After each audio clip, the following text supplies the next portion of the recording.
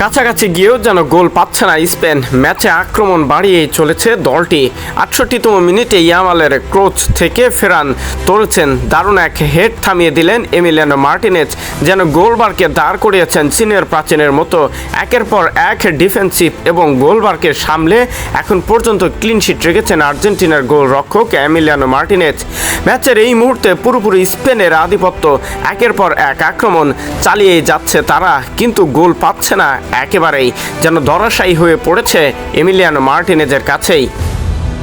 ৬২তম মিনিটে ম্যাচের পরিবর্তন করে আরও আক্রমণ ভাগকে শক্তিশালী করে তোলে স্পেন। মাঠে নামেন ফেরান তোরেছেন ও পেদ্রি, মাঠ ছাড়েন মিকেল ওয়ারজাবাল ও ফাবিয়ান রুইজ। কিন্তু আর্জেন্টিনার যে গোলরক্ষক আছে চীনের প্রাচীনের মতো, সেই ২২তম বিশ্বকাপে আমরা দেখেছি। আর এবারও একের পর এক আক্রমণ ঠেকিয়ে আর্জেন্টিনাকে দারুণ একটা সুসংবাদ এবং দলকে ক্লিনশিট রেখেছেন ম্যাচের ৭০তম মিনিট পর্যন্ত এমিলিয়ানো মার্টিনেজ।